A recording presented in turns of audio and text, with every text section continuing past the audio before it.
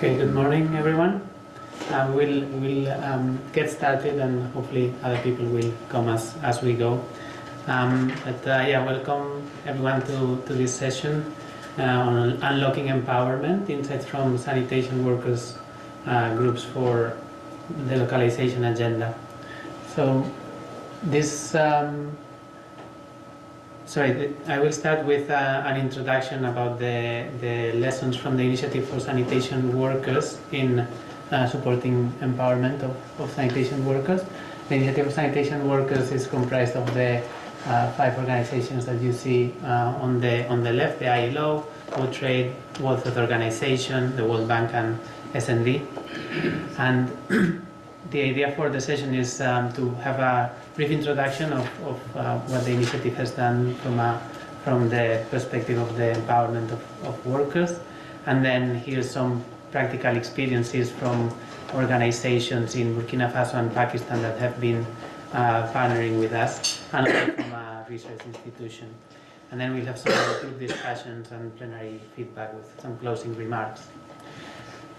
So, a bit of history to how did this all start. So it was a few years ago where the 4 organizations at the bottom got together and started thinking that the issue of sanitation workers in a context where we were talking more and more about FSM, safely managed sanitation, it wasn't properly addressed by the sector. So we worked on an assessment of the evidence, which led to the publication of the report which was presented at this conference in 2019, looking at what are the issues when it comes to sanitation workers and what are some areas of action.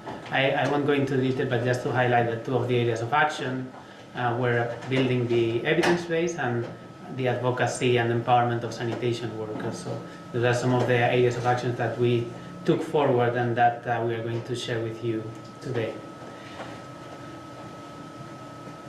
So after that report, we formed the Initiative for Sanitation Workers with the 5 organizations you see at the bottom, and it was aiming to do global advocacy on the dignity, safety, health and living conditions of sanitation workers.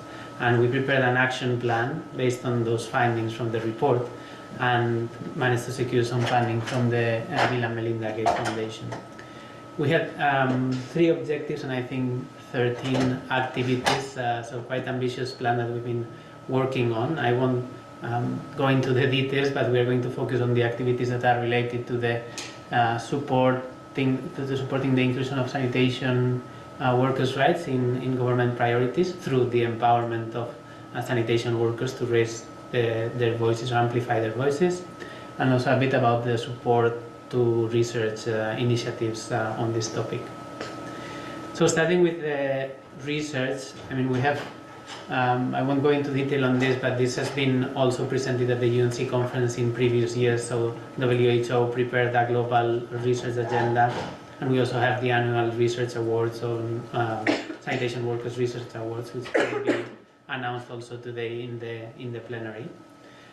But the activity I wanted to highlight a bit more was the research support grants. So these are small grants that we offer to research institutions in the affected countries for exploring some of the challenges and some of the solutions to address the situation of sanitation workers. So we started the first years with an open call for proposals for research. So research institutions and students from those countries would apply and propose a research topic and research methodology, etc. And some of them were awarded. And we saw 2 things.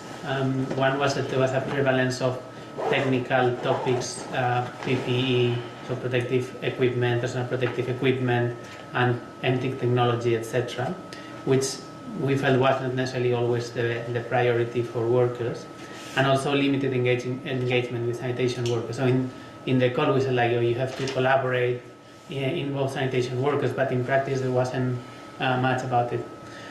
So in the second phase, we decided to try to turn a bit the tables, because and I think that's part of our learning journey, is like, if you want to make this really worker-centric, how do you have to do it? So We this time invited sanitation workers organizations to select research questions from the agenda and tailor it to their needs. And then we selected some of those, and we then made call for proposals for the individual questions for research institutions to apply. So it was not about what do you want to research on, it was more like, okay, this sanitation workers organization wants to understand more about this. Can you work with them on that? And we have now 4 research projects ongoing across 4 countries. It's not so much about the detail, but we have like a question, a research institution, but there is also like a sanitation worker organization in each of them that is part of the process from developing the research questions. And in some cases they are even researchers themselves, so they are doing some of the interviews or part of the survey, so really trying to turn the logic. And we will hear one of the research institutions, they will share their experience in a bit. So that was the research side, and the other element that I said we were going to share is about the support, direct support to sanitation workers, so that their voices are amplified and their advocacy efforts are more successful. And we have what we have called the Sanitation Workers Empowerment Support Grant. That was responding to some of the challenges that we saw due to the informal nature of sanitation work, the lack of organization, lack of institutional structure and capacity was hindering that voice. So we started with a small grant support to sanitation workers groups or to NGOs that were working very closely with them. And this was inspired in localization principles. It was small grants tailored to their capacities, a lot of flexibility from a proposal reporting perspective and adaptive. And we were offering a very broad remit around mobilization, capacity building, engagement with local authorities, but the power to decide what to do was on the hands of the sanitation worker organization. So we had 7 grants across several countries that you can see there. And yeah, there's a lot, and a lot. Some of the principles are also like being trust-based. So we don't think like, okay, we don't trust what you're doing, so you need to report everything and give us all the details, and we need to know every day what you're doing. It's like, no, we trust you want to do a good work, and there are some checks and balances, but it's very light and very adapted to trying not to put a big burden in terms of administrative processes. There were a lot of practical challenges that also delayed in terms of doing the fund transfers, and some country regulations making it very difficult, but also some organizations didn't even have like a structure or a bank account, so we had to navigate some of those challenges. And then we had a second phase where because we didn't have much money to expand it to more countries, organizations, we extended the support to the same organizations that were supported in phase 1, and we worked together with them in developing the proposal. So responding to some of the challenges in terms of proposal writing might not be something they are very used to, so it was more of an iterative process, and the focus was broadly the same: mobilization, networking, and engagement with authorities. Just one example is in Tanzania, Watu is a small group of manual emptiers that got together as a group, and with our support they registered as a group, got training, and they've moved now to become one of the more active groups in the country. They have inspired workers in other cities to get together and register, and they are advocating and trying to form a national platform for, of manual emptiers in Tanzania. So it's like a very inspiring story. And we will have, I won't go into details because we will have a bit later the experience from Pakistan and from Burkina Faso in the next presentations. And I think what we have learned is that these sanitation workers organizations have an untapped potential, and that there is a strong case for the wash sector to support them and to design interventions based on their lived experiences. And that even with small grants, it can be a catalytic role in strengthening these groups and multiplying their capacity to make change. You need simple funding and administrative process, trust in the relationship. There is also a big value of tailored support beyond the small grants. It was not just about the money, but also support in some of the activity planning, engagement support, like build a bridge with the decision makers and so on. Flexible and iterative approach, very important to respond to the changes in the context, and also addressing barriers to adopt, addressing the barriers to engagement and ensuring that sanitation workers representatives and grassroots organizations can participate in each stage of the process. Thank you very much. That was like the introduction, and just to flag that we, as part of the project, we also have a website that you can access, and particularly in the blog sections we have like a lot of experiences from these groups that have written up some of the things that they've been able to achieve with this support. Thank you. Thank you, Andres. A lot of experiences that we're going to hear now from the sanitation worker organizations that we've supported, the research institutions that we've been working with. For the next session, I'm going to introduce Alidou Bande. He's a remarkable individual dedicated to improving sanitation services in Burkina Faso in Africa. Alidou is the founder of the Association for Sanitation Workers in Burkina Faso, known as APAA. In addition to his work with APAA, he serves as the Health and Safety Secretariat for PASA, the Pan-African Association of Sanitation Actors. Alidou, he was a manual emptier in 2009. He noticed that large emptying trucks were often unavailable to access neighborhoods of Ouagadougou. Sorry if I've mispronounced it. And many households could not afford sanitation services. So his dedication and commitment to manual emptying has made a significant impact in the sanitation sector. And I'm now going to share a recorded presentation which is in English, because I think most of us speak here and understand English here.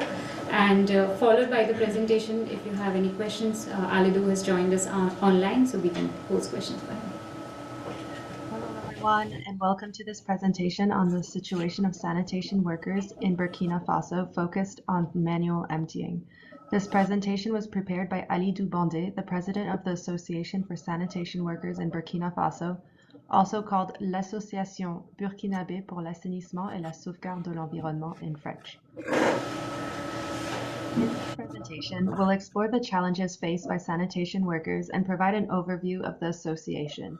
We'll also highlight 5 major achievements driven by the association with the support of the Initiative for Sanitation Workers in both Phase 1 and 2. Finally, we'll conclude with a call to action for donors and WASH practitioners. Now, sanitation workers face many challenges, particularly manual emptiers. The association identified 3 key challenges that stood out to them. The first challenge was the lack of fecal sludge treatment plants. This forces manual emptiers to resort to illegal dumping in public spaces, which not only poses significant public health risks, but also creates tensions with residents and can result in fines. The second challenge that they identified was that manual emptying is not yet recognized as a legitimate profession in Burkina Faso. It is often perceived as degrading work and typically carried out by marginalized individuals. And the last challenge they identified is health and safety. Most manual emptiers are not properly vaccinated, nor are they equipped with adequate protective equipment. This leaves them exposed to all sorts of hazards, including sludge, toxic fumes, and sharp objects. So addressing these issues is essential to improving the dignity and safety of manual emptiers, and this is exactly why the association was created. The Association for Sanitation Workers in Burkina Faso was founded in March 2012 with just 24 members. Today, it has grown to include 41 active members and over 80 associate members. The association's main objectives are to prevent illegal dumping, advocate for the rights of manual emptiers, and promote semi-mechanical emptying and raise awareness on PPE among manual emptiers. The association collaborates with a diverse range of partners, including the ministry in charge of sanitation, the government agency responsible for sanitation services, and Deux Yeux Institute, a university that trains sanitation professionals. Support, the association was able to make important progress, and today they'd like to share with you 5 of their key achievements. The first achievement was that the association was able to conduct a comprehensive mapping of manual emptiers. This exercise covered 120 businesses in Ouagadougou, 55 in Bobo, and 40 in Koudougou. These businesses were then integrated into the Federation for Sanitation Workers in Burkina Faso. The second achievement was the development and validation of a manual on the profession of emptying. This manual details the best practices for both mechanical and manual emptying, and it also guides the process for obtaining necessary licenses and authorizations. The association was also able to strengthen the capacity of manual emptiers. The association facilitated trainings in Yaoundé, Dano, Zorgo, and Ouagadougou on the risks of manual emptying and the benefits of formalizing emptying services. A total of 131 manual emptiers were trained. Through ISW support, the association was also able to advocate for the official recognition of manual emptying. Their biggest accomplishment was the adoption of a decree on the 17th of August 2023 by the Council of Ministers. The decree addresses 3 priority areas. The first one is the construction of sanitation facilities in households and public institutions. The second priority area is the construction of fecal sludge treatment plants in all municipalities across Burkina Faso. And the last priority area is the official recognition of manual emptying as a profession, including authorizations for manual emptying to be issued by local authorities. Last but not least, the association was also able to promote and elevate the profession of manual emptying. They did this through different ways, including their involvement in 4 workshops with the Ouagadougou municipality on authorizations for manual emptiers. They also participated and were involved throughout the whole feasibility study for the construction of 3 transfer stations for manual emptiers in Ouagadougou. The association was asked to reflect on the support they received through ISW. They were asked, how was ISW support different from previous support? The association responded that the support was different because it really improved health and safety of manual emptiers through training. It also allowed them to advocate with authorities to recognize sanitation workers' rights, and that generally the support encouraged manual emptiers to come together and gain more control over their work. This was a strong call to action to keep up the momentum and drive further progress. They invite donors to continue supporting and funding sanitation workers through innovative projects that can make a real difference. Additionally, they encourage WASH practitioners to take active steps to implement initiatives that respect and protect the rights of sanitation workers. And the whole association would like to thank you for your time and attention.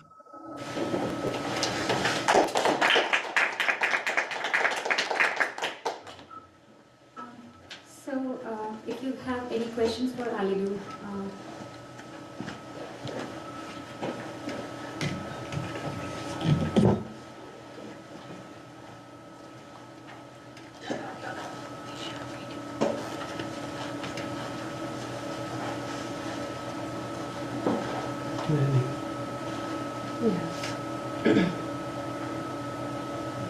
Well, I have a question. yeah, of course. Hi Alidu, thank you so much for your presentation and your great work. I was curious what kind of challenges he would have faced with the authorities while leading this organization. Merci Alidou. La question est, premièrement, remercier pour la présentation, mais aussi la question c'est quel défi est-ce que vous avez trouvé dans l'engagement avec les autorités au Burkina dans votre travail de plaidoyer. Oui, bonjour, M. Andreos, je vous entends un peu faiblement.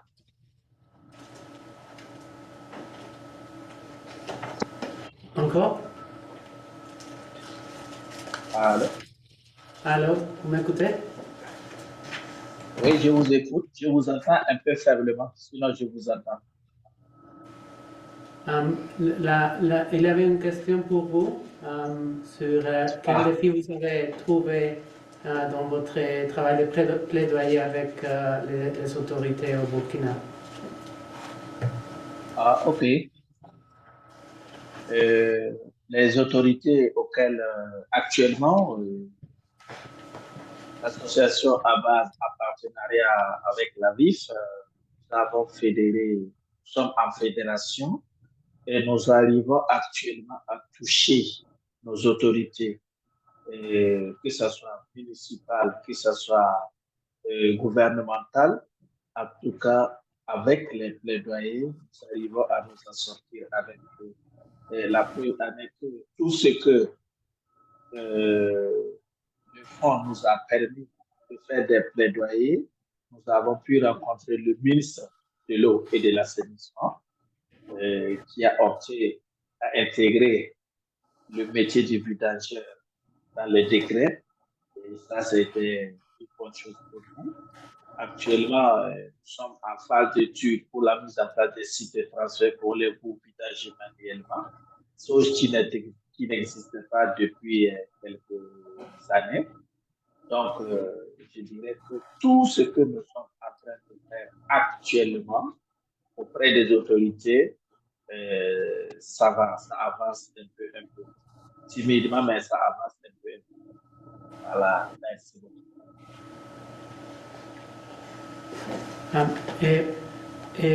La question aussi, peut-être au début, il y avait des autorités, il était ouvert à travailler avec la PASA ou c'était facile d'engager avec les autorités ou il y avait des méfiances ou quelques problèmes au début? Oui, au départ, les vidangeurs manuels n'étaient pas vus, ils n'acceptaient pas les vidangeurs manuels. Au départ, c'était pas simple.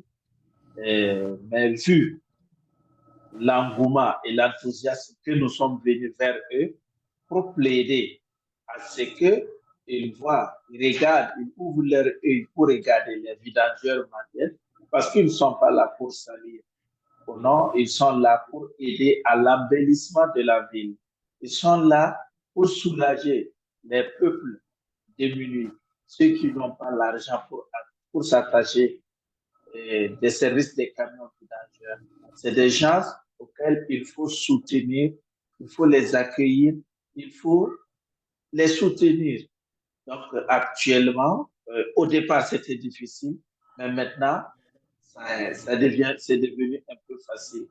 Si on écrit maintenant au ministre, si on écrit au directeur de l'UNEA, si on écrit à monsieur le maire, en tout cas, ils vont nous répondre et ils vont nous recevoir pour qu'on discute, pour pouvoir faire avancer les choses. Avant, c'était difficile, maintenant, c'est devenu facile. Merci beaucoup. So I'll do my best because the sound wasn't great and my French is also not that great. But what we are saying is that, at the beginning it was very challenging because the authorities wouldn't accept the manual emptiers as a legitimate profession, and they would see them as doing illegal dumping and as a problem. But the fact that they got together as an association helped them make the case and start this conversation and highlight how the sanitation workers are actually making a big service to the city and helping keep it clean and beautiful, and highlight how important it is to support sanitation workers rather than be confrontational and accept them as part of the service delivery needed in the town. So yeah, before it was difficult, but now it's much easier after the work of the association over many years.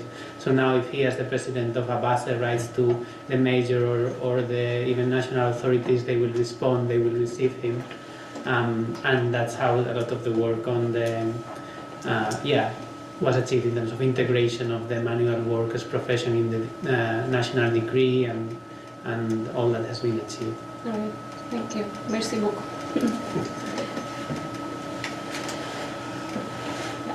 Voilà. Merci beaucoup, Alidou. On va continuer. Peut-être il y aura d'autres questions plus tard. D'accord. Sinon, actuellement, l'État nous veut nous envoyer aller curer 325 latrines des personnes déplacées à Kaya, 225 latrines à Waidia. Mais c'est l'État qui veut, le gouvernement veut nous envoyer aller faire ce travail. Donc, vraiment, il y a une cohésion maintenant qui est animée entre nous et l'autorité. Merci. Très bien, merci beaucoup.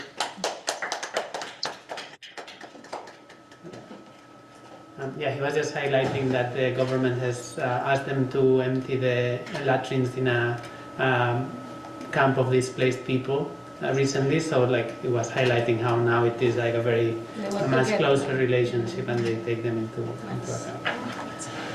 Thank you. Merci beaucoup. It's really encouraging and inspiring to hear about the work that APAA has done, that Alidou has led. I think I'd like to invite our next speaker, Mary, who is herself, again, a very inspirational personality. Mary, she leads the organization Center for Law and Justice. She's a human rights lawyer and activist and former provincial legislator, policy researcher. Maybe there are a few more words to describe her. She has been for more than 15 years at the helm of leading the movement of acknowledgement of sanitation workers in Pakistan. She's the recipient of a number of awards again, big list, including the Swedish Anna Lindh Prize in 2020, the Human Rights Prize of the French Public in 2021, US State Department's Alumni Impact Award in 2022, and very recently she was also named as a McCain Fellow for Freedom. Mary, I think I'll not take a lot of time. Maybe you start the presentation. Thank you. Good morning, everyone. Thank you very much, Prerna.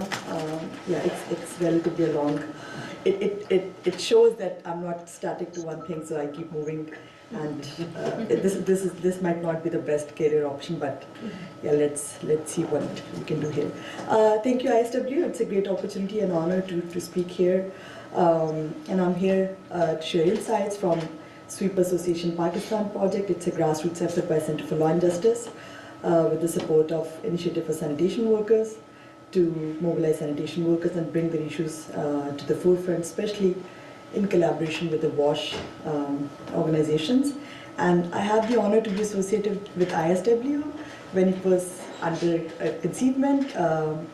So somehow we share a very special bond. We started working at the very same time, and when Andres was sharing, 2017 was exactly the time I was Member of Parliament then, and when I started talking about it, I started becoming sensitive about it, that this is an issue that I would like to continue as a cause for the rest of my life. So in that sense, we are here, we have evolved together. And I think I'd like to share a little bit more about our story. This picture, maybe you have been seeing pictures from other countries, but this remains still relevant because this is the life of everyday life of any sanitation worker in Pakistan. This is how they're still continuing, but when we started, we did not even had any picture of any sanitation worker, how they were working. So 2019 was the first time we gave courage to workers to come forward and in order to give them visibility. So But in order to see that the context of every country is different, the context of every region is different, this might not be the best, the most relevant to everyone, but in order to see for WASH organizations to set up their agenda, I always encourage that context is really, really important. You need to go to the communities to identify what their needs are, what their context is, and I think for us, this is the context, what we set for our mobilization purposes, in order to see that there is, when Pakistan denies at several state levels that this is a caste does not exist, in order to see that there are not certain communities who are discriminated based on work and descent. Our research showed that sanitation was the only sector where there was still existence and evidence that there are certain communities who are forced rather into this work. And this also discourages workers to get united. They are discouraged to be part of the mainstream sanitation organizations or unions. So these workers, in that sense, even if they are the backbone of any sanitation government organization, they have been excluded from the political organization of the unions. So yes, the challenges are not different from they face hazardous conditions. Safety gear is, even after so many years of advocacy, we can still see that I haven't seen anyone in any safety gear across Pakistan. Minimum pay, extreme social stigma. They do not even introduce themselves. When we actually started, they were not even telling people, even their relatives. They were shy.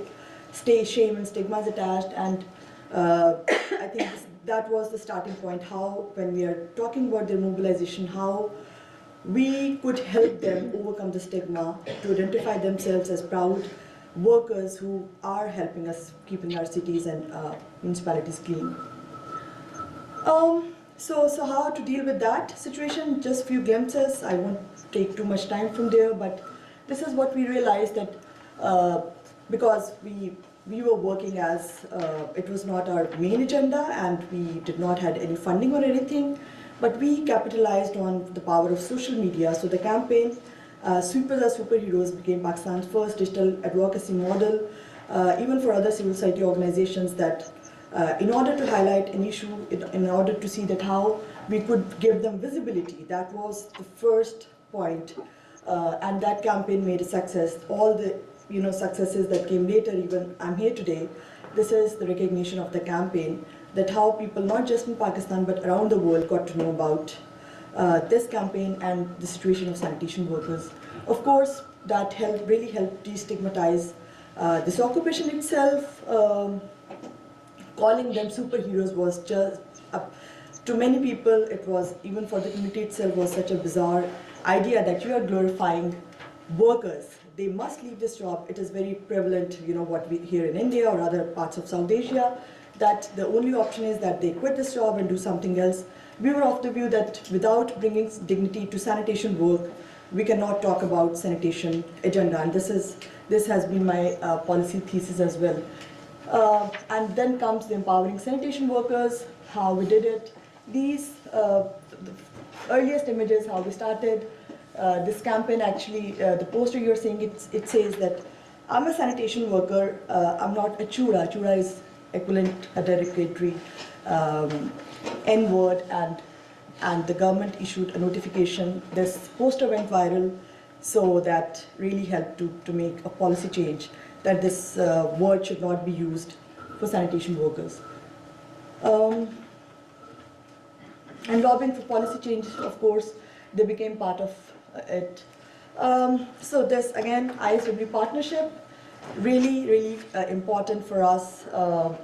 We were reached out in 2021 to be part of the global initiative. We're also a recipient of the small grant under which we started this mobilization program. We already had started working on it, and we created we were able to form Pakistan's first Supermen Association, a model that the idea was that how to give them political visibility. And this is the photograph of administering oath of the Supermen Association. And this model is now being replicated by ILO Pakistan and now they have been able to form a formal sanitation workers union, the first of its kind in Pakistan, comprising of all sanitation workers who you can see in this picture.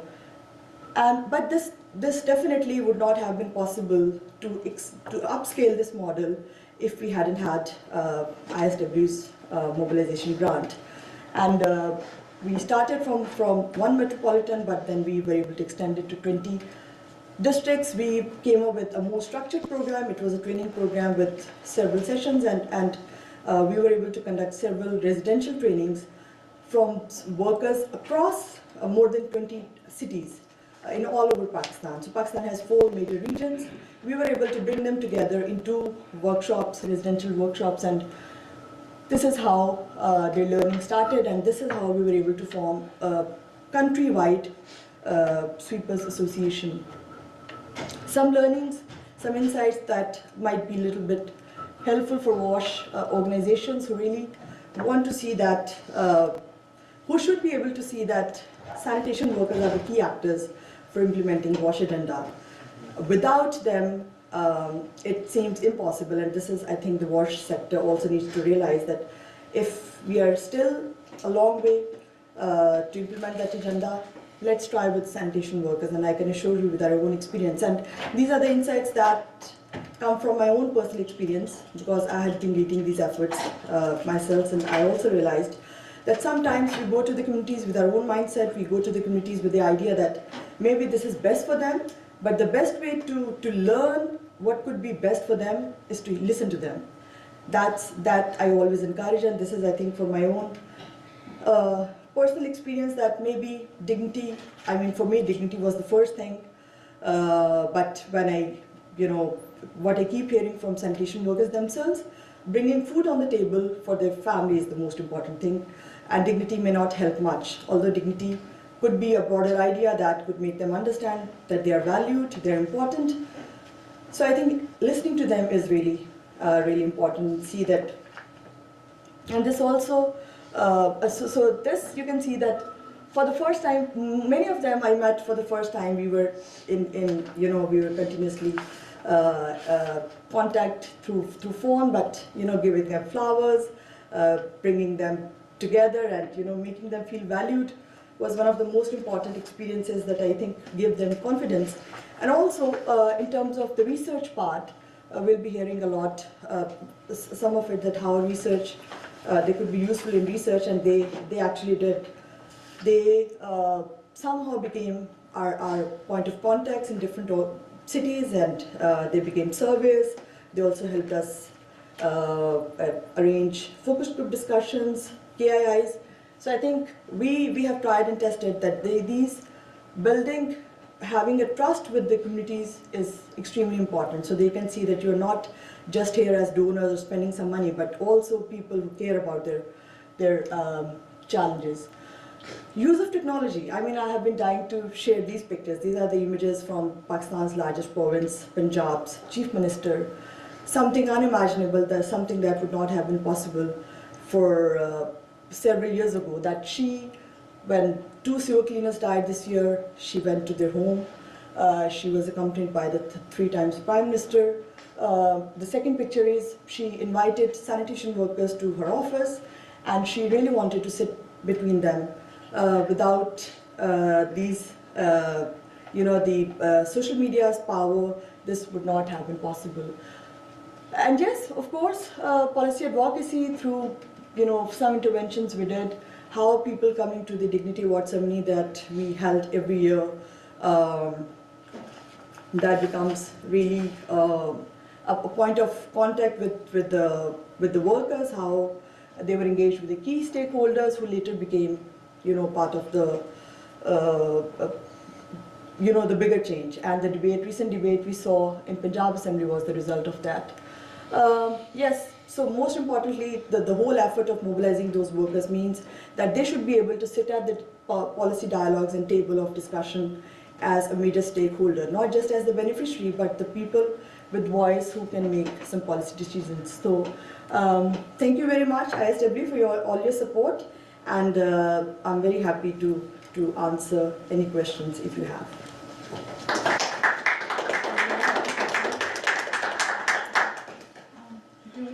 questions for Mary? Hi, this is Abhilasha from IIHS. Thank you so much for the presentation. So we also work a lot with sanitation workers in India, and I was curious to know about women sanitation workers in Pakistan. In India, we do see women workers across the chain, but more on community and public toilets, and we're also identifying women who are engaged in desludging operations and all that. How is it in Pakistan, and how are you working with them? Thank you very much. Yes, women have been an important part of the workforce, sanitation workforce as well, but they're less as compared to India, especially in emptying pit emptiers. In toilet cleaning, yes, for sure, but they're more in waste management side. So you will see them in roads, on roads, cleaning the roads. They definitely have much more bigger challenges, be it the harassment, be it access of not having toilets or other wash facilities, and definitely, when it comes to the sanitation discussions, they are not part of it. So currently we are working another research with Amnesty, where we have put, because they are not in sewer, sanitation sludge line, they are just working as toilet cleaners. That we already did in one part, but the major where we see that they have more challenges as in waste management sector. So I think it's very similar, the challenges are similar, especially but here the problem is that it's not just they're coming from one caste, but they're also coming from one religion, one certain religion. And also that they have this overlapping of, they do not have any line of promotion. You will not find any supervisor or any, senior person. They are just working on the roads. They do not get leave if they are pregnant, if they're not feeling good. And majorly they are working in informal workforce. They are hardly a formalized women workforce in Pakistan. Any other questions for Mary? Thank you, Mary, for this presentation. I know there's a lot of work that you could not speak about. Maybe that comes out. Yes, and also lastly, so here is another one. So this is Christina. It's her father is a sewer cleaner. Her mother is a domestic worker, and this is where most women are as domestic workers. Most of them come from the same marginalized backgrounds. So this is her story. Anyone would be interested to hear about it, I'd be happy to share. Thank you. Thank you. So we've heard now marginalization, lack of social security, dignity. I think these are challenges that sanitation workers face in Pakistan and India and elsewhere as well. What Andres had mentioned in his presentation was that we've been trying to work in different ways with sanitation worker groups, with organizations who focus on these issues. One of them was supporting research on this. So I now invite our next two speakers, Mr. Abu Bakr Semupotaka. He's the CEO and founder of Brilliant Sanitation Uganda Limited, which is a social enterprise that was set up in 2018 to provide high-quality sanitation services across Uganda. Abu Bakr has been working with his team to use innovative technology to address sanitation challenges in both urban and rural areas. He has been a lot focused on professionalizing the services, building relationship with customers, and ensuring environmental sustainability during all the services that they provide. He holds key leadership roles, including head of semi-mechanical emptiers on the executive of the Association of Uganda Emptiers Limited, Secretary General of the Capacity Building Committee for PASA, and chairperson of the Kampala Gulpers and Sanitation Group Cooperative. Joining him is Hakimu Severi. He is a PhD candidate at Makerere University. He's also a researcher at the Urban Action Lab, and he supports the United Nations Sustainable Development Solutions Network in Uganda. Both this team of researcher and sanitation worker organizations have come together to conduct research, and we'll hear a little bit about the work that they've been doing next.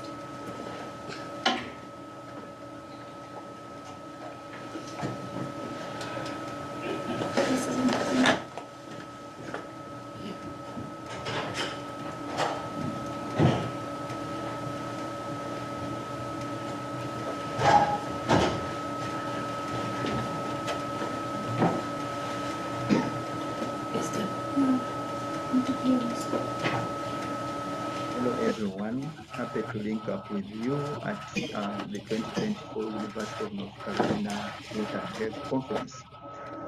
The presentation going to be given today is about beyond research subjects, co-producing knowledge with sanitation workers as partners in academic research in Kampala City, Uganda, and it's going to be delivered by me, Hakim Severi, from Makerere University Urban Action Lab, and my colleague Abeka Semkoteka. I'm going to give the first my colleague is going to give the first half of the presentation, and later on I'll come in to provide the details on the second half of the presentation.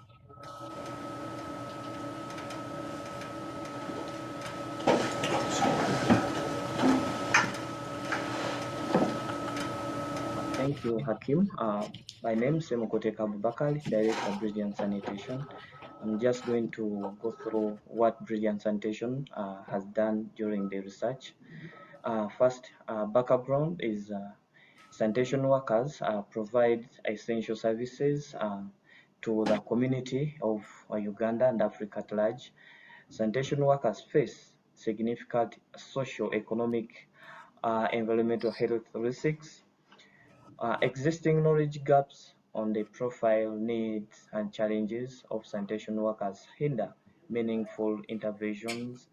We find that participatory action research is being conducted to explore the intended and unintended consequences of formalizing, whereby two approaches were done, a methodology and data collection, where cross-sectional participatory surveys, key format interviews were done, and stakeholder mapping.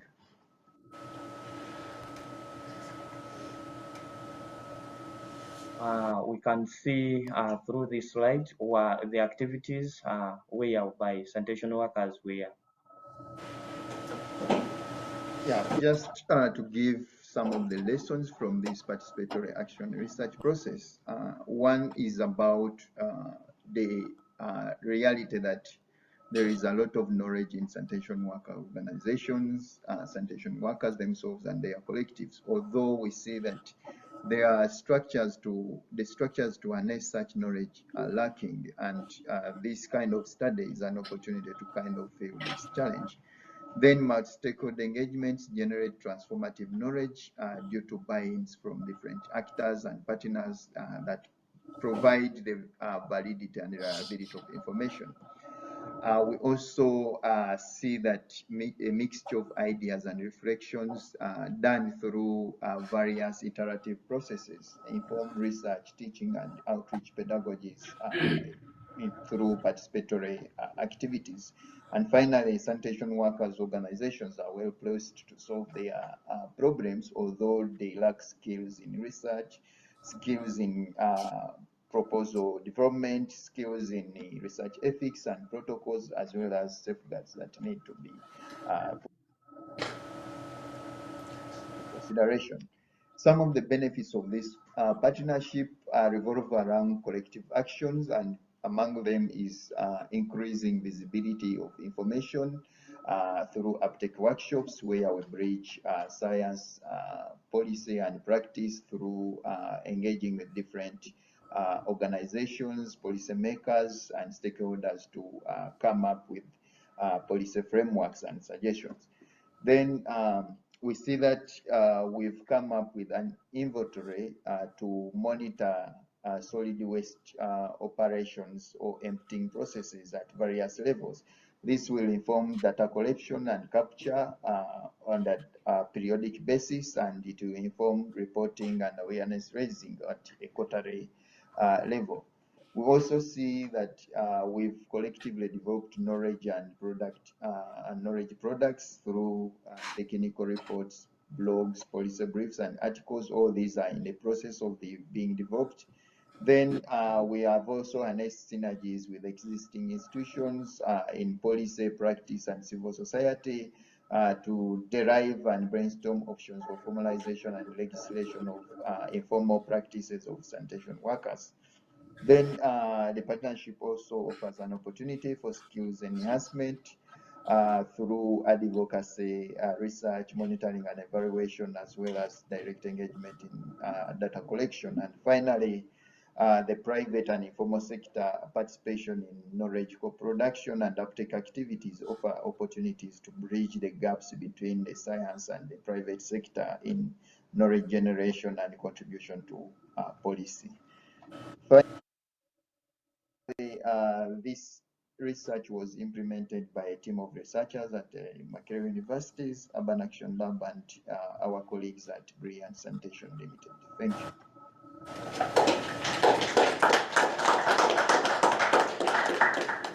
Thank you, Hakimu and Abu Baker, for your presentation. Do we have questions for them? They have joined us online, and yes, if you have any questions, they are going to answer those.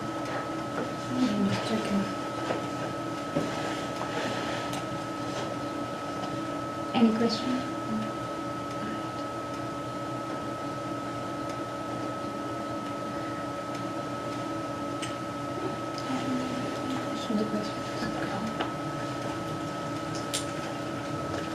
Okay, so I think there are no questions for Hakimu and Abu. Okay, Andres.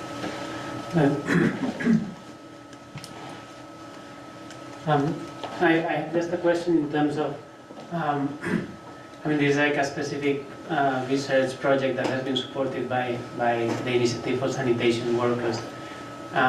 Do they think that going forward after this experience it will be easier to collaborate more closely with sanitation workers? So it is there a need for external support because the normal mechanisms for research don't allow for this? Or is it more like a mindset and this is something that will sustain? So Hakimu, were you able to listen to the question? Do I need to repeat it for you? My understanding the question is about how we are going to sustain this kind of collaboration. Yes, as my colleague indicated, we signed a memorandum of understanding for this particular exercise, which we entered into with Brilliant Sanitation Limited. And this memorandum of understanding was not only limited to the exercise, but cascades beyond the exercise, the research project specifically.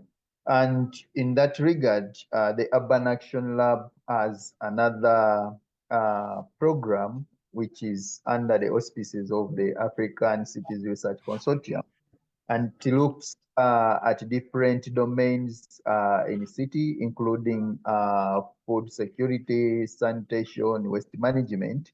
And in line with the sanitation sector, which we are working on directly, this project intends to come up with a framework to monitor disposal and dumping patterns and dynamics across different sanitation workers organization in Uganda, especially in cities. And here we are in the process of developing a digital tool, which we are going to hand over to Brilliant Sanitation, but with technical backstopping from our end. So this tool will be used to collect information on real-time information on what sanitation workers are doing in different areas. And after a period of 4 months, we shall be able to produce quarterly reports to inform the programming of the African Cities Research Consortium, which expands up to around 2028, and also be used to engage science policy and practitioners on key issues that are relevant to sanitation worker empowerment, especially around financial inclusion, rights protection, and new arrangements for policy and legal framework inclusion. So I think I've answered that question. Then Ibrahim Mukisahia also has another question, whether our research was targeting urban sanitation workers organization or working with those in rural and refugee communities. The scope of the research was limited to Kampala City. However, we are aware that the sanitation workers organization that were engaged offer services up country. An example is the Brilliant, which we partnered with, which is offering services in Masaka. Sometimes it goes in Barara, and currently it's opening up a branch in Fort Portal City. So there are also other areas where Brilliant offer services. Similar dynamics were explored in different sanitation worker organizations which we explored. However, for the tool which we are going to generate, because we are going to work with the Association of Sanitation Workers, and it's good that the CEO of Brilliant Sanitation Limited is one of the members of the executive and the leadership of those association. So we are going to derive ways of expanding this to integrate other sanitation workers organization and also invite them in our proceeding interfaces with policy actors and development partners. Thank you. Thank you. Thank you, Hakimo, for answering Andres' question and also considering the question that Ibrahim had asked in the Zoom chat, that is your research only targeting the urban sanitation worker organizations or the ones working in rural and refugee settlements as well? So what we've seen until now is that sanitation workers who have been neglected for centuries, if given the opportunity, if given the right kind of support, they are not only able to highlight their own issues, advocate for themselves, but also as researchers contribute into evidence building. From here, I think taking all of this in mind, maybe we should move on to our next session, which is group work.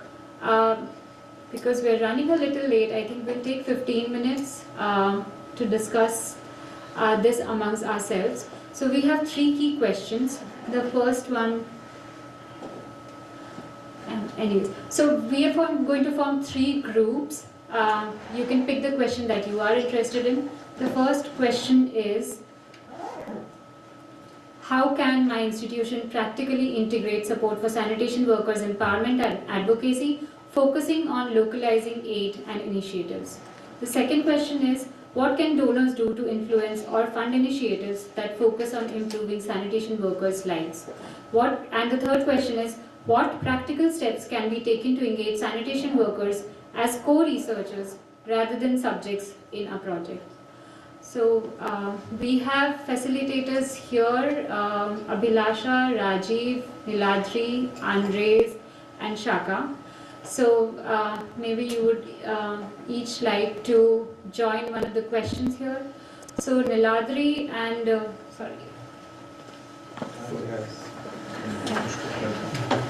Niladri and Andres, can you raise your hands?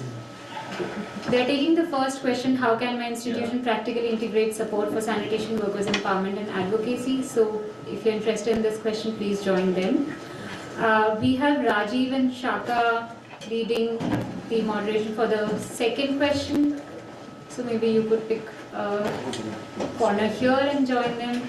And the third question, Tanveer and Abhilasha, they're going to help us out with facilitating the discussion. Maybe they could take the back end there.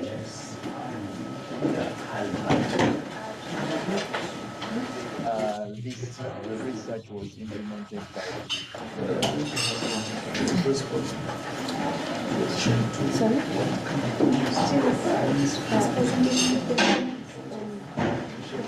It's the first time it deleted something and then it will be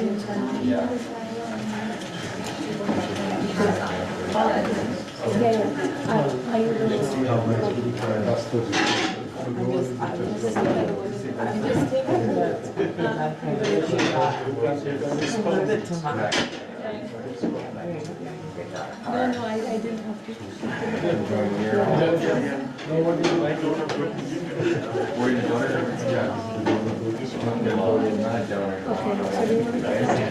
because we only have 25 minutes. And you've already given 20 minutes for this.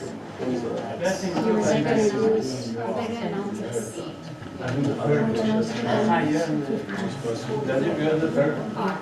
The second is. The third one, you have Do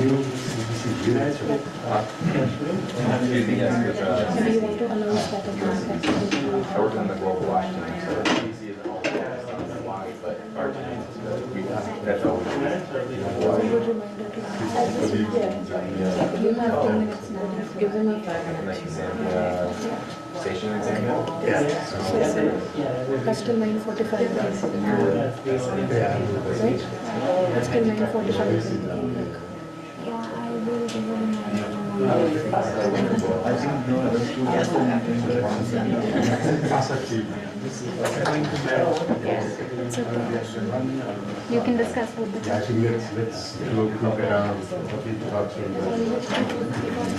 Yeah. So, just one question. If you can, We're going to combine. Should we move there because Yeah, okay. the bigger circle? Okay, we have already started the introduction. Okay, Yeah. so we can join the big one. Sorry, we didn't want to merge the two. So that is very easy. Sorry.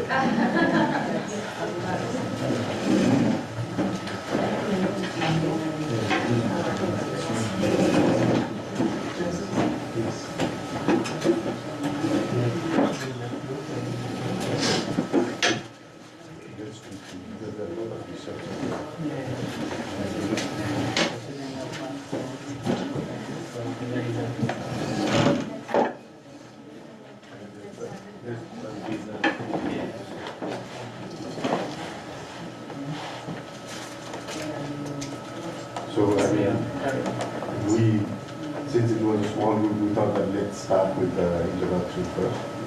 So we can start with this one. Okay, my name is Usman. Student, my English is in French. I'm member of PASA. So you are a member of PASA. My name is Graham Prince-Mott. Oh, yeah, and you guys need that side. I work for the United States Center for Disease Control and Prevention in the Global WASH team. I'm the sanitation lead. We're really interested and focused on looking at sort of the evidence base and technical guidance for health and safety for sanitation workers, especially non-sewer settings. Shana Walker, Secretary of the South African Association of Sanitation Workers. My name is Marianne. I'm her sister. And it's Madam Danny, Centre for Life Australia. And something I've been working on the last few years. I work with the Ministry for So much WASH programming fails. I'm Andres, I work for And one of the big reasons, this is not just research, this is programming in general, is Yeah, I've lost. I'm managing to look very close the end users, I work with Andreas the and intended end Fair users, enough for before getting the funding for a program. So everyone understands but it's like, well, we went, we got funded, we got the money for the research or the implementation, and we told So them yeah, what to do. And now we're second one is to the community, we've got some money, regarding and we're going to use this what technology donors or can whatever, support and in terms now you of can give us some influencing small insights into where you want us to put the tank. or kind of fund initiative that focus on improving the sanitation workers' life. Actually So finding out we have seen that there are a lot of research projects, topics are what social is programs important and programs, for both from developing government and also from the government, on sanitation, improving sanitation infrastructure and all. But very less attention has been on the sanitation workers. So how can we, what the donors can do in order to highlight do it some of the without fundings? Well, yeah, it's convincing the funders also to fund that bit, right? To actually fund you to do the problem identification before you It do must the be a actually. requirement for any country to receive a donor fund towards wash sector to have the aspect of inclusion of the sanitation workers at all levels. Because sometimes they are remembered in a situation where there is a crisis or an emergency or outbreaks like cholera, something like that. But after mitigating the crisis, then they are no longer seen. So these are the group of people who are not recognized, they are not regulated, but they are rendering a decent service to the people of Africa, of the world. Because when we focus on Africa, there are sanitation workers in Asia and other parts of the world. So inclusion is key. And donors must have another requirement that this percentage must go directly to the livelihood of these sanitation workers. You mean percentage of the investment? Yes, percentage of investment. And what they always do, like if they are giving money on policies, there are some strings attached to that investment. So why is it that sanitation workers are not catered for in such organizations? And they are the ones who carry the burden. They are the ones who are prone to wash-related diseases. And I know most of the governments have a tendency that we as government don't operate like that. You are not regulated, so there is no way how you can benefit from this investment. But in the long run, people are rendering quality service to the people they are leading. So you were saying like one in terms of investment, they should allocate a certain percentage of their investment, but on the other side, they can also lobby and advocate government in order to invest into the livelihood of the sanitation workers. So you talked about inclusion and investment. Yes, investment. So one other thing what we are noticing is especially on the government funding, national funding, there's very less scope in terms of action research, working on the innovative models, so taking the risk. So that's where the donors can come in and fund some of these action research. Or I don't know, I mean, what has been the case in Uganda in terms of funding from the government for the research? Most sanitation in most of African countries has not been given economic attention for the past years. But because now we are approaching the SDGs targets of 2030, so now each and every country is running to see how they can figure out sanitation issues. And it is an international call to each and every country to see that they have to do something towards meeting that target. Most of the countries are off track to that.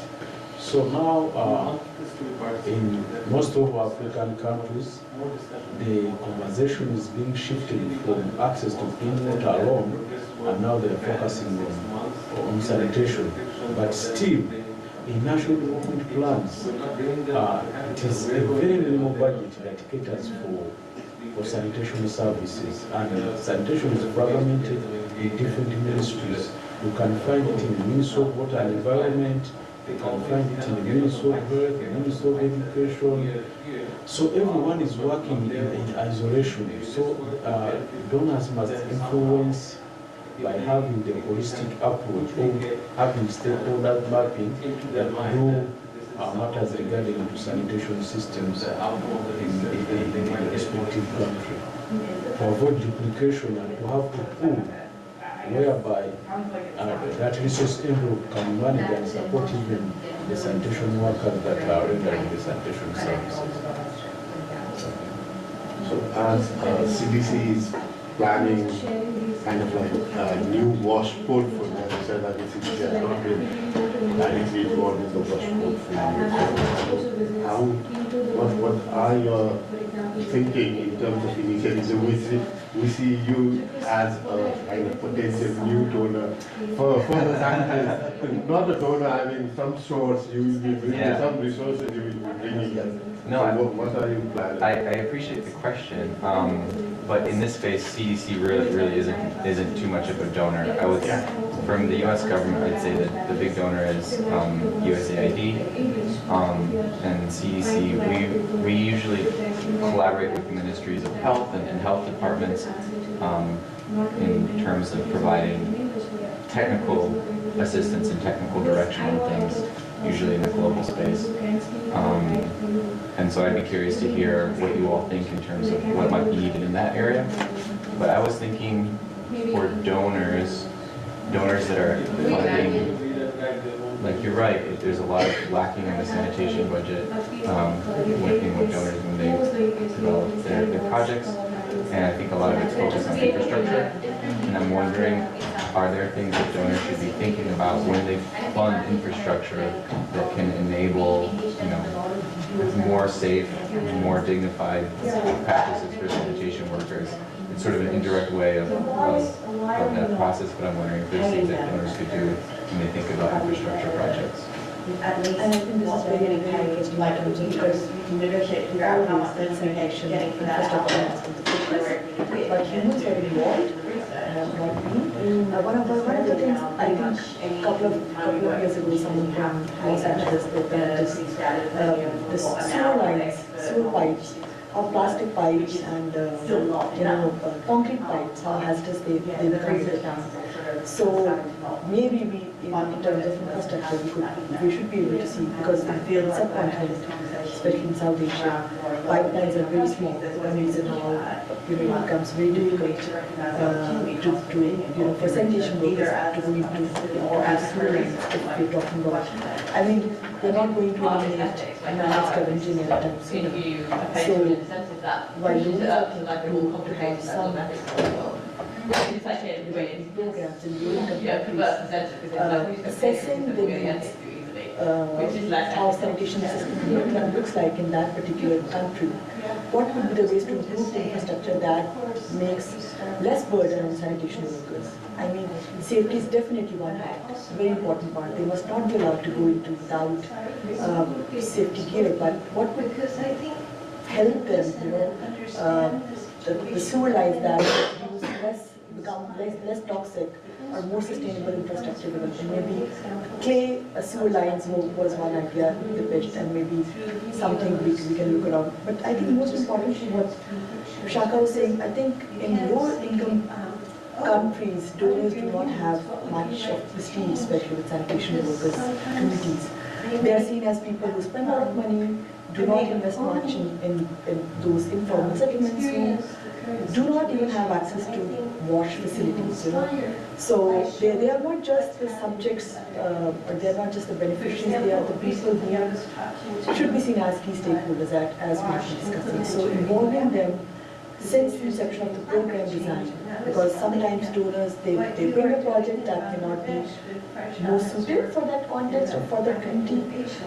Again, if you're talking about infrastructure development, maybe look at how that slum looks like, what could be the best way to improve their lives. That should be the starting point. The scoping of the problem has to be contextualized. People in North, I mean, I understand that they have, We have 1 minute left to wrap up the group discussions. So, and also I think one important aspect that key personnel who are leading those projects must be coming from those communities. This helps bridge the trust with the community you're working with. People from outside the communities, they often find it very difficult. The communities do not have trust of the donors, and they feel like that, they're just there for photo sessions in order to do work. So how to make those projects more impactful for the communities the donors are accepting the program. So both ways, the human angle and the infrastructure development. Maybe we need to look at more innovative technological advancement, especially in regions where sewer lines manholes are just there to accommodate a man standing in the manhole. what would be the ways? That would be very, very helpful. So you mean like the technologies brought in more focusing on the services rather than the service provider? Both, in order to balance. Like if you're just, what you were saying that how the infrastructure could help workers indirectly. So one, we can be looking at infrastructures that would, put less burden on the workers, and definitely ensuring as contractors, as funders, that and it has to be part of the deal with the governments as well. If you're working directly with the ministries, exactly what you were saying, that how to ensure that they are providing safety. So both sides, I think we have to find a balance. Humans must be there for sure, but then we need to find a way that in situations like Pakistan or India, where governments are not interested to put a lot of money in infrastructure development, like tunnels, sewer tunnels like here, what could be the ways that we are able to, build sewer lines that are helpful? I know the time is very limited, but since we have the delegation from PASA, I was thinking that, since you have developed a strategic plan for 3 years, so that the entire strategic plan also must have envisioned some funding from different donors or from different sources. So what type of activities are you expecting? If they want to respond, I can translate.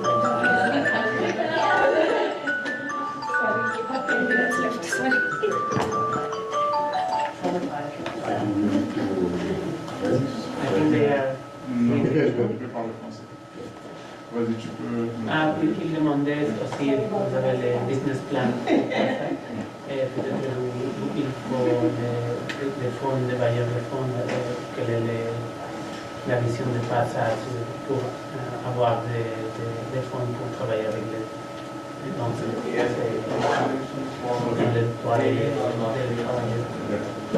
je vais parler français, vous personnellement, moi j'ai travaillé je suis chargé de renforcement des capacités de PASA. Donc j'ai travaillé avec un cabinet où on a élaboré la stratégie du business plan. Et donc business plan sur les 3 années à venir, c'est carrément sur le renforcement des capacités des membres. So he is in charge of the capacity building aspects and developing the business plan. It's like a 3-year plan for PASA, Pan-Africa Association of Sanitation Agencies, and he was part of driving that plan. Nous avons aussi sur le renforcement institutionnel entre APAA et les autres organisations. There's the capacity building, but also institutional strength with PASA and the organizations that are Nous avons le troisième volet qu'on a conclu sur PASA, c'est une organisation des associations locales de 25 pays. Le développement des acteurs à la base dans chaque pays. And also the development of the PASA members, so they have 58 members countries in Africa, for developing the organization and strength there.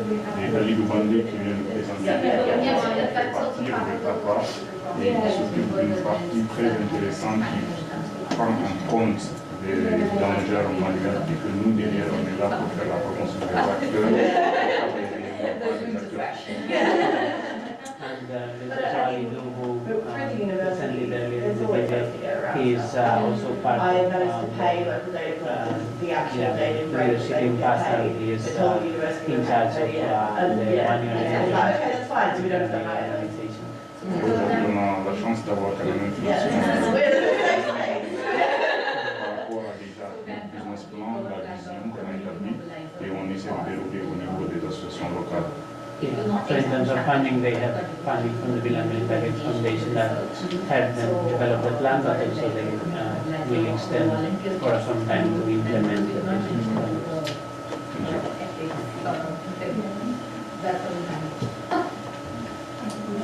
So I think we can now come back together. I'm sure there must have been a lot of interesting discussion that must have happened in your groups. So now I invite the facilitators of these groups and share with us what is it that we discussed. From your group. After you.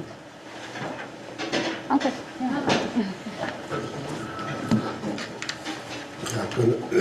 Considering the time as well, I will be very brief.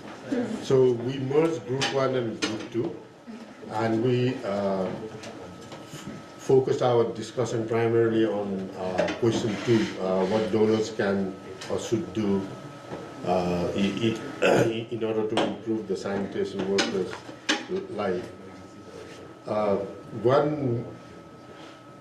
One issue we discuss is like the current investments. Most of the current investments on sanitation are very infrastructure focused, and sanitation workers are not visible. But it's a little bit changing in terms of there are some technical assistance coming with the infrastructure, but it would be good if certain percentage of the investment is kind of like allocated for directly allocated for livelihoods of the sanitation workers. And donors can also advocate and lobby or support in order to allocate more government fund for the sanitation workers and also for the holistic approach rather than focusing on the infrastructure.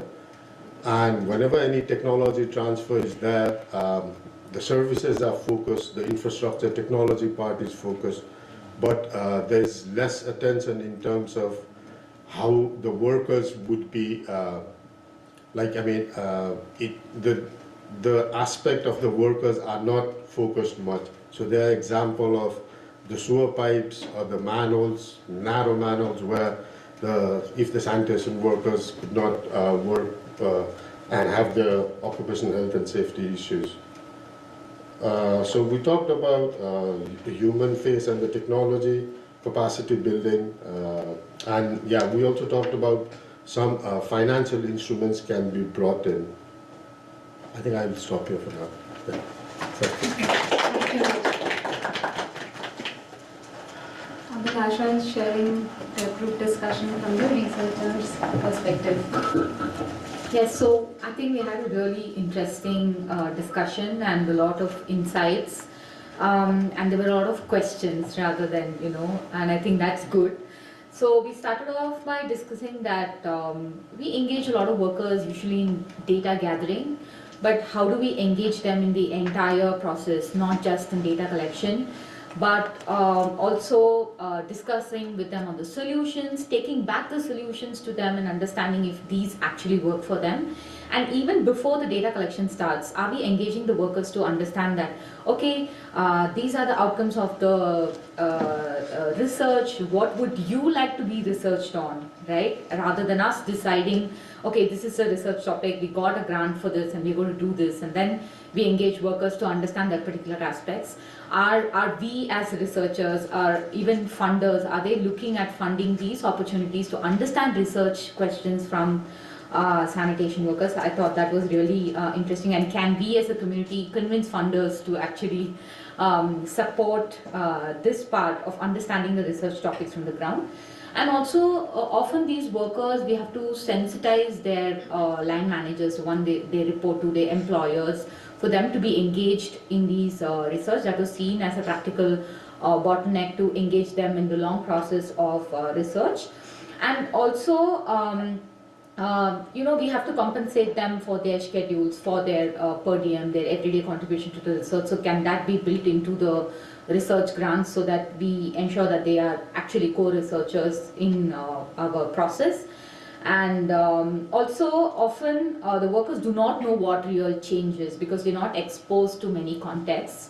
So can we take them on exposure visits? Can we get them to university campuses where research has actually happened, to offices where practice projects are actually happening, show them videos, pictures, case studies to understand that this is a change scenario and inspire them to be part of that process and to think through those angles.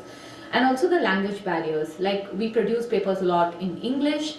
can we think of indigenous languages outputs so that workers are very much engaged in the process? And also the last bit was about, are we really paying them as co-researchers? There were some complications which we discussed in the ethics approval processes in getting them onboarded as co-researchers, or how do we compensate them? So these are more nuanced issues which must be discussed. And lastly, can we also think of sustainable systematic fellowships for sanitation workers, so that we build their capacities in the long run and also understand how to engage them in research projects. Thank you.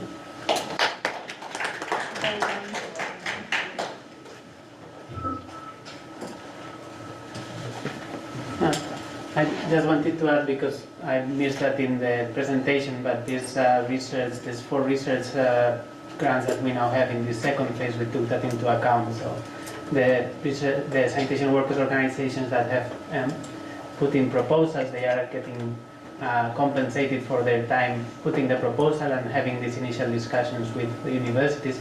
But also, if the universities engage them as surveyors or interviewers, etc., anything that goes beyond the general engagement, they have to build that into their budget on top and make sure they are paid. So it was, That's really good. Yeah. Thank you. I know it's already 10, but if everyone here is okay, maybe we could stay for another 5 minutes. And if there are any more questions or in general feedback from the group, I'm ready to take those.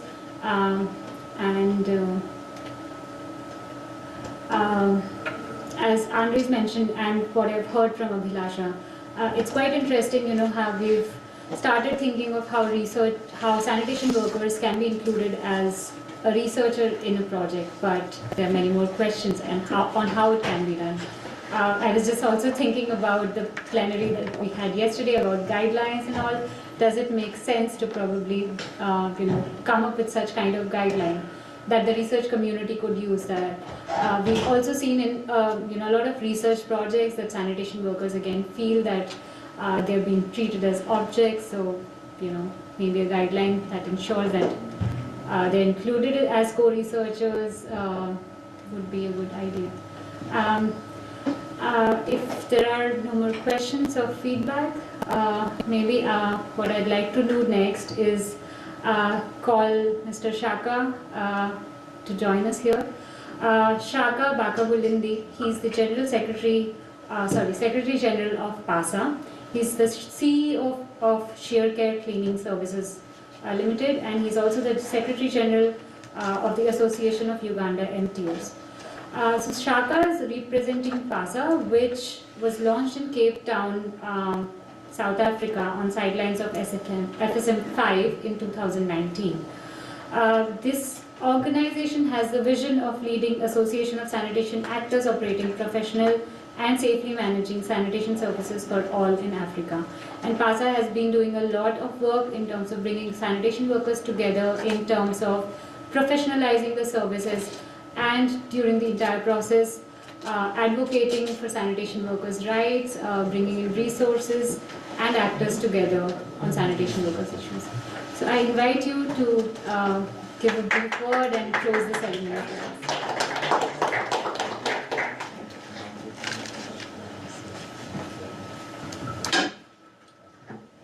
Thank you so much, Somani, for giving us this opportunity as PASA to give the closing remarks of this wonderful session of unlocking empowerment of sanitation workers here at UNC. PASA being an association of sanitation actors, those sanitation actors are private entrepreneurs that are mobilized and gathered together to be formalized into an association at local level, such that we can have a single voice at national level for advocacy in policy formulation to influence some of the bad policies if they are there, and to make sure that these sanitation workers are connected to government institutions and other sanitation stakeholders in their respective country. As PASA, we are having a slogan, a city, a treatment plant, fully managed by the local association, which is the private sector, such that they can take care of the entire service chain. These sanitation workers are the shock absorbers of the service chain. So we believe that if they manage the treatment plants, the fecal sludge treatment plants, and they focus on entire service chain, some of the challenges will be curbed, like the issue of illegal dumpings and lowering down the emptying fees, which is hyper in most of the countries. We are privileged and honored that PASA was represented by Mr. Osman Jallo. You can stand up, Mr. Osman Jallo, for recognition, and Halimatu Jallo and I at this conference. We are making sure that each and every conference on matters regarding to water and sanitation across the globe, PASA is represented such that the voice of the voiceless is heard. So it is upon those fundamental principles as PASA that we appreciate our partners, co-convening partners, the SNV, WaterAid, and our implementing partner, Bill and Melinda Gates Foundation, and Africa Water Association, which actually birthed the inception of PASA at Cape Town. So we are so thankful as sanitation actors in Africa that the issue of sanitation is now being given a priority attention, and it is on top of world agenda. So our call is to have sustainable financing towards sanitation solutions, and we are calling upon other partners to come and work with PASA, because we can be the enroute to sanitation actors across Africa. And the happiest moment of a sanitation actor is to have his issues being listened to and seeing that they are being implemented. And the unhappiest moment of the sanitation actor is the research team to come and ask questions, the challenges, and other research team will come on the same, and another one will come on the same, without seeing any significant impact on the ground. Thank you so much for listening to me. Shaka Wakawind is my name.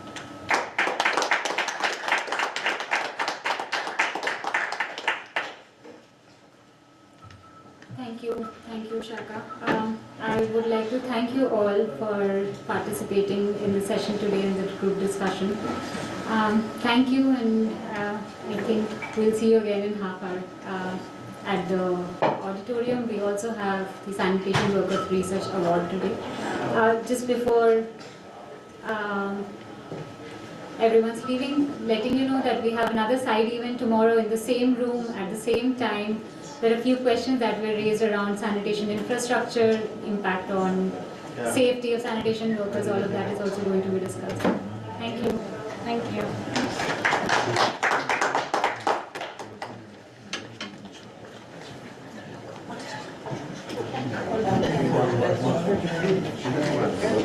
Yeah.